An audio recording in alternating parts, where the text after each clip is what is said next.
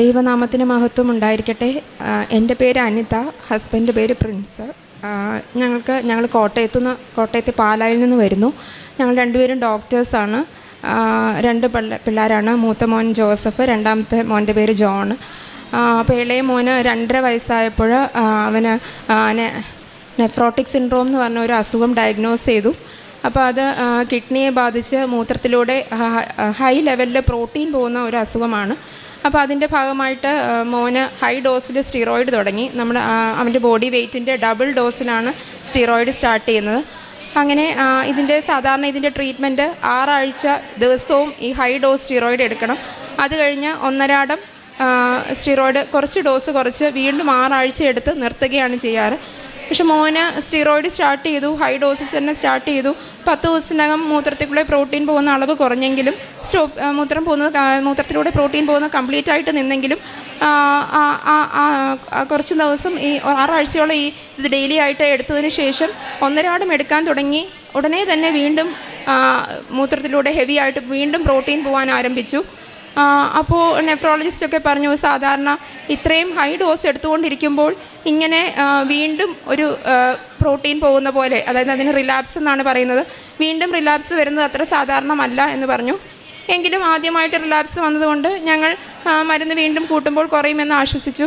അങ്ങനെ വീണ്ടും high dose steroid എടുത്തു തുടങ്ങി.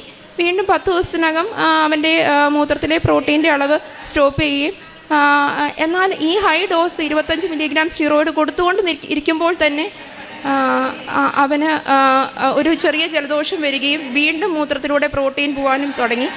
അപ്പോൾ ഇങ്ങനെ 3 പ്രാവശ്യം അടുപ്പിച്ച് വന്നുകൊണ്ടിരിക്കുമ്പോൾ ഒരു 2.5 മാസത്തെ ഗ്യാപ്പിൽ 3ാമത്തെ തവണയായി ഇത്.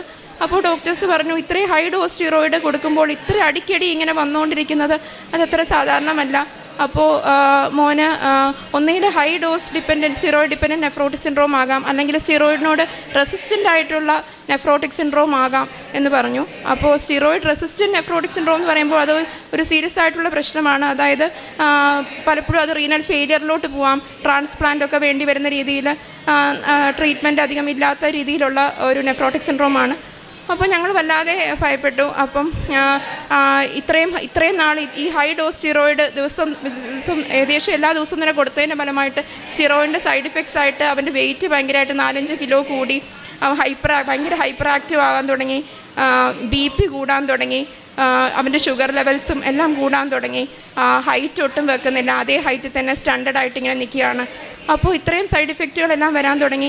ഈ സ്റ്റിറോയിഡ് മാക്സിമം ഡോസിൽ വായിക്കൂടെ കൊടുത്തിട്ടും റെസ്പോൺസ് കാണിക്കാതെ അവനെ അഡ്മിറ്റ് ചെയ്ത് IV ആയിട്ട് സ്റ്റിറോയിഡ്സ് എടുക്കാൻ സ്റ്റാർട്ട് ചെയ്തു. BP-യുടെ മെഡിക്കേഷനും എല്ലാം സ്റ്റാർട്ട് ചെയ്തു. അങ്ങനെ രോഗം വീണ്ടും മൂത്രത്തിലൂടെ പ്രോട്ടീൻ പോകുന്നത് കുറഞ്ഞ സമയത്ത് വീണ്ടും ഇനിയിപ്പോൾ ഈ സ്റ്റിറോയിഡ് കുറയ്ക്കണമെങ്കിൽ ഒരു സെക്കൻഡ് ലൈനായിട്ട് മറ്റൊരു മരുന്ന് കൂടെ സ്റ്റിറോയിഡിൻ്റെ കൂടെ സ്റ്റാർട്ട് ചെയ്താൽ മാത്രമേ ഇനി സ്റ്റിറോയിഡ് കുറയ്ക്കാൻ പറ്റുള്ളൂ എന്ന് ഡോക്ടേഴ്സ് പറഞ്ഞു.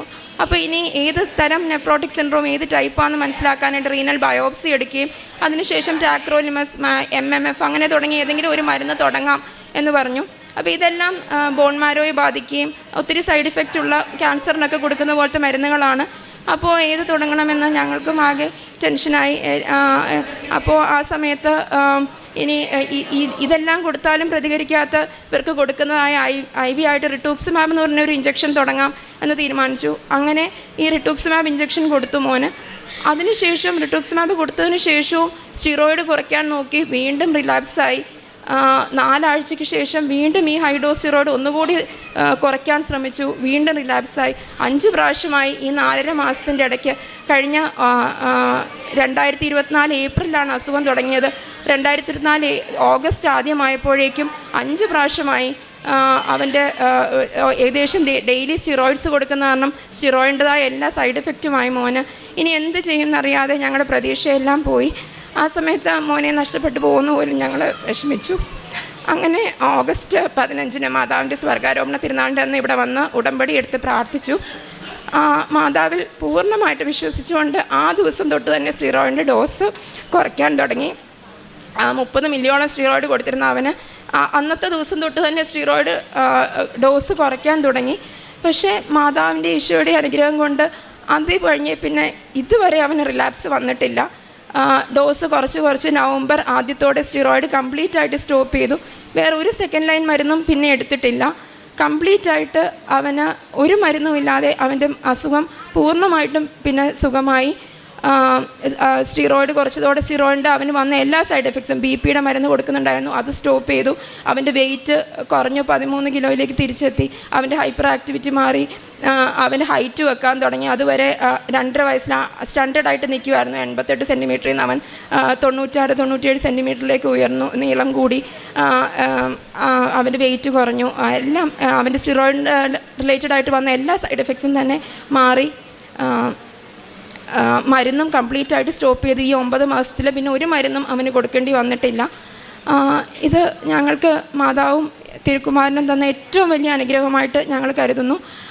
ആ സമയത്ത് ഉടമ്പടി എടുത്ത് പോയതിന് ശേഷം ആ ദിവസങ്ങളിൽ ബൈബിളിൽ തുറന്നപ്പോൾ കണ്ട ഒരു വാക്യമാണ് യെശയ്യായുടെ പുസ്തകത്തിലെ 43:10. നിങ്ങൾ എൻ്റെ സാക്ഷികളാണ്, എന്നെ അറിഞ്ഞ് വിശ്വസിക്കാനും ഞാനാണ് ദൈവമെന്ന് ഗ്രഹിക്കാനും ഞാൻ തിരഞ്ഞെടുത്ത എൻ്റെ ദാസനെന്ന്. അപ്പോൾ ഞങ്ങൾ ഉറപ്പായും വിശ്വസിച്ചു. ഞങ്ങൾ ഈശോയുടെ സാക്ഷികളായിട്ട് മാതാവിൻ്റെ കൃപാസന മാതാവിൻ്റെ സാക്ഷികളാക്കും എന്ന് ഉറപ്പായും വിശ്വസിച്ചിരുന്നു. മോനെയും കൃപാസന മാതാവിൻ്റെ പ്രത്യക്ഷീകരണത്തിന് സാക്ഷിയാക്കണമേ എന്ന് പ്രാർത്ഥിച്ചു. അതിൻ്റെ ഫലമായിട്ട് മോൻ്റെ അസുഖം പൂർണ്ണമായിട്ട് മാറി. അതാണ് ഞങ്ങളുടെ ഏറ്റവും പ്രധാനമായിട്ട് ഉള്ള സാക്ഷ്യം. പിന്നെ രണ്ടാമതായിട്ട് എനിക്ക് 2023 ആദ്യം ഒരു വെയിറ്റ് ലിഫ്റ്റ് ചെയ്തപ്പോൾ പെട്ടെന്ന് ഒരു ബാക്ക് പെയിൻ വരികയും ഈ സൈഡിൽ സിവിയറായിട്ട് പെയിൻ വരികയും പെട്ടെന്ന് കാലിലോട്ട് സിവിയർ പെയിൻ വരികയും കാലിന് ബലക്കുറവ് വരികയും കാലിൻ്റെ മുട്ടിന് താഴ്പോട്ടുള്ള ഈ സൈഡിലുള്ള സെൻസേഷൻസ് കംപ്ലീറ്റ് ആയിട്ട് പോവുകയും ചെയ്തു. ഒരു മരപ്പ് വലയായിരുന്നു ആ നെർവിൻ്റെ ഡിസ്ട്രിബ്യൂഷനിൽ. അപ്പോൾ MRI എടുത്തപ്പോൾ ഡിസ്കിന് തള്ളലുണ്ട്, നെർവിന് അമക്കം വന്നിട്ടാണ് സംഭവിച്ചതെന്ന് പറഞ്ഞു. അങ്ങനെ ആ സമയത്ത് ചിലപ്പോൾ സർജറി വേണ്ടി വരാമെന്ന് പറഞ്ഞു. പക്ഷേ IV ആയിട്ട് സ്റ്റിറോയിഡ്സ് എടുത്തു. ബലക്കുറവ് കുറഞ്ഞെങ്കിലും കാലിൻ്റെ ആ ഒരു മരപ്പ്, ആ ഭാഗത്തെ മരപ്പ് മാറിയില്ല.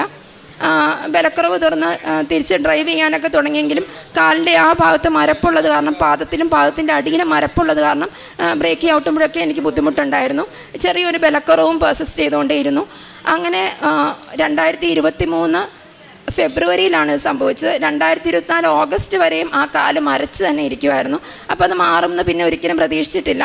എന്നാലും ഉടമ്പടി എടുത്തപ്പോൾ രണ്ടാമത്തെ ആവശ്യമായിട്ട് അത് എഴുതി സമർപ്പിച്ചിരുന്നു. മാതാവിൻ്റെ അനുഗ്രഹം കൊണ്ട് ഇപ്പോൾ കാലിൻ്റെ ആ മരപ്പ് കംപ്ലീറ്റ് ആയിട്ട് മാറി. ചെറിയൊരു പാച്ച് ഈ ഒരു സൈഡിൽ, ചെറിയൊരു കുഞ്ഞേരിയയിലൊരു മരപ്പ് പോലെ തോന്നുന്നല്ലാതെ പാദത്തിലും പാദത്തിൻ്റെ അടിയിലും ഒന്നും ഇപ്പോൾ മരപ്പില്ല. അതുപോലെ സിവിയർ പെയിൻ ഇടയ്ക്കിടയ്ക്ക് ഈ നടുവിൻ്റെ ഭാഗത്ത് വരും. അപ്പോഴൊക്കെ എനിക്ക് പേടിയാണ് വീണ്ടും ബലക്കുറവ് വരുമോ.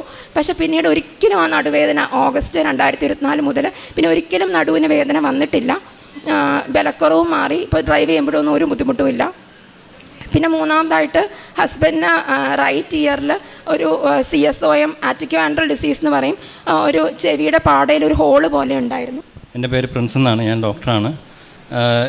എൻ്റെ റൈറ്റ് ചെവിയിലൊരു അറ്റിക്കോ ആൻഡ്രൽ എന്ന് പറയുന്ന ഒരു അസുഖം ഉണ്ടായിരുന്നു. അതൊരു ഹോളാണ്.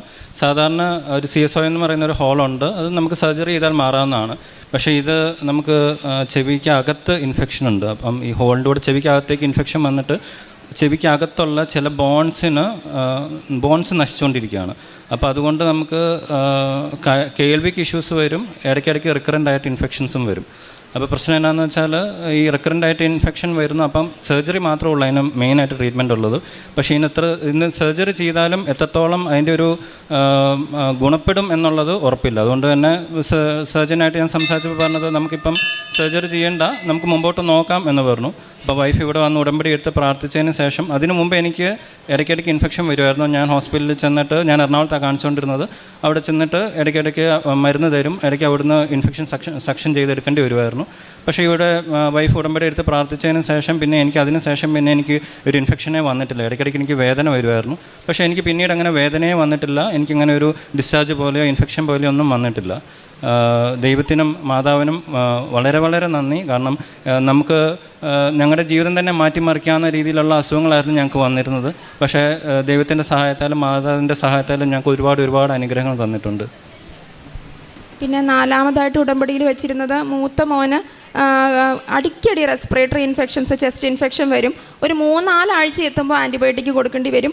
അപ്പോൾ ഇവന് കുഞ്ഞിലെ പനി വന്നപ്പോൾ ഫിറ്റ്സ് വന്നിട്ടുള്ള കാരണം ഞങ്ങൾ ആൻറ്റിബയോട്ടിക് കൊടുക്കാതെ നോക്കാമെന്ന് വെച്ചാലും ഹൈ ഗ്രേഡ് ഫീവർ ആവും. അപ്പോൾ ആ സമയത്ത് പിന്നെ ആൻറ്റിബയോട്ടിക് കൊടുക്കാതെ പനി കുറയില്ല. അപ്പോൾ എന്തായാലും പനി കൂടിയാൽ ഫിറ്റ്സ് വരുമോ എന്ന് പേടിച്ച് ആൻറ്റിബയോട്ടിക് സ്റ്റാർട്ട് ചെയ്യും. അങ്ങനെ എല്ലാം 3-4 ആഴ്ച തോറും തന്നെ ആൻറ്റിബയോട്ടിക് എടുക്കേണ്ട ഒരു സ്റ്റേജ് ആയിരുന്നു. പക്ഷേ ഇവിടെ വന്ന് ഉടമ്പടി എടുത്ത് പ്രാർത്ഥിച്ച് അതിൽ ഉടമ്പടിയിൽ ആവശ്യം വെച്ച് കഴിഞ്ഞ് അതിനുശേഷം അവന് അങ്ങനെ അടിക്കടി റെസ്പിറേറ്ററി ഇൻഫെക്ഷൻസ് വരുന്ന ഒത്തിരി കുറഞ്ഞു. അവന് പിന്നെ ഞാൻ അവൻ്റെ ബാഗിൽ എപ്പോഴും പാരസെറ്റമോളിൻ്റെ സിറപ്പ് വെച്ചേക്കും. കാര്യം ടീച്ചറോട് പറഞ്ഞിട്ടുണ്ട് പനി വരുമ്പോൾ തന്നെ ഫസ്റ്റ് ഡോസ് സിറപ്പ് കൊടുത്തേക്കണം, കാര്യം ഇൻ കേസ് ഞങ്ങൾ എത്തുന്നതിന് മുമ്പേ അവന് ഫിറ്റ്സോ വല്ലതും വന്നാലോ. പക്ഷേ പിന്നീട് ഒരിക്കലും അവന് പാരസെറ്റമോളിൻ്റെ സിറപ്പ് ഉപയോഗിക്കേണ്ടേ വന്നിട്ടില്ല. ഇത്രയും നാളായിട്ടും. പിന്നെ പാരസെറ്റമോൾ ഞാൻ അവധി തുടങ്ങിയപ്പോൾ ബാഗിൽ നിന്ന് എടുത്ത് കളയുകയാണ് ചെയ്തത്. ചെറിയ ജലദോഷമോ ചുമയോ വരുമോ എന്നല്ലാതെ ഇതുവരെ ചെസ്റ്റ് ഇൻഫെക്ഷൻസോ ഒന്നും വന്നിട്ടില്ല. അതും മാതാവിൻ്റെ വലിയൊരു അനുഗ്രഹമാണ്. പിന്നെ എൻ്റെ വണ്ടി, ഞാൻ വണ്ടി ഓടിച്ചപ്പോൾ ഒരു പ്രാവശ്യം നിയന്ത്രണം തെറ്റി വണ്ടി ഒരു ഇലക്ട്രിക് പോസ്റ്റിൽ പോയി ഇടിച്ചു. കോൺക്രീറ്റ് പോസ്റ്റ് ഒടിഞ്ഞ് ചെരിഞ്ഞ് വണ്ടിയുടെ മീതെ വരെ എത്തി. പക്ഷേ വണ്ടിയിലേക്ക് വീണില്ല. വണ്ടിക്ക് നല്ലൊരു ഡാമേജ് വന്നെങ്കിലും വണ്ടിയിലുണ്ടായിരുന്ന എനിക്കോ മമ്മിക്കോ യാതൊരു പോറൽ പോലും ഏൽക്കാതെ മാതാവും തിരുക്കുമാരനും സഹായിച്ചു. മാതാവിൻ്റെ പത്രം വണ്ടിയിലുണ്ടായിരുന്നു. പിന്നെ എൻ്റെ കീച്ചെയിനും മാതാവിൻ്റെ കൃപാസന മാതാവിൻ്റെ പടമാണ് അതിൽ. അപ്പോൾ ഒരു അപകടവും ഉണ്ടായില്ല. ആ ഇലക്ട്രിക് പോസ്റ്റ് ഞങ്ങളുടെ വണ്ടിയിലേക്ക് മറിഞ്ഞായിരുന്നെങ്കിൽ വണ്ടി ഒരു കംപ്ലീറ്റ് ഡാമേജിലേക്ക് പോകുമായിരുന്നു. പക്ഷേ അത് സംഭവിച്ചില്ല. വണ്ടിയിൽ ചാഞ്ഞ വണ്ടിയുടെ മുമ്പിൽ വന്ന് ആ പോസ്റ്റ് ഇങ്ങനെ ഒടിഞ്ഞ് നിൽക്കുമായിരുന്നു, ഇലക്ട്രിക് കോൺക്രീറ്റ് പോസ്റ്റ്. ഞങ്ങൾക്ക് ആർക്കും ഒരു ആപത്തും പറ്റിയില്ല, വണ്ടിയിലുണ്ടായിരുന്ന എനിക്കോ മമ്മിക്കോ. ഇതായിരുന്നു ഞങ്ങൾക്ക് കിട്ടിയ വലിയ അനുഗ്രഹങ്ങൾ. പിന്നെ ഞങ്ങളുടെ ഉടമ്പടി ജീവിതത്തെപ്പറ്റി പറയുവാണെങ്കിൽ മോന് കിട്ടിയ രോഗസൗഖ്യം പറഞ്ഞ് തന്നെ എല്ലാവർക്കും പത്രം കൊടുത്തിട്ടുണ്ട്. അതുപോലെ തന്നെ ആശുപത്രിയിൽ സ്കാനിങ്ങിനും മറ്റും ബുദ്ധിമുട്ടുന്നവർക്ക് സ്കാനിങ്ങിന് പൈസ കൊടുത്ത് സഹായിച്ചിട്ടുണ്ട്.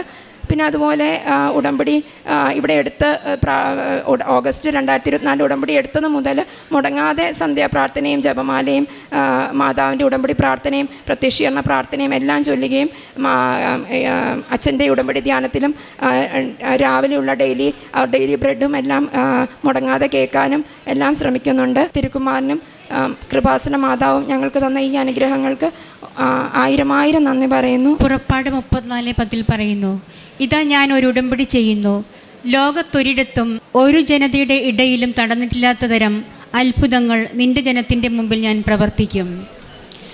അനിത ഫ്രാൻസിസ്യുടെ ഉടമ്പടി സാക്ഷ്യമാണ് നമ്മളിപ്പോൾ കേട്ടത്.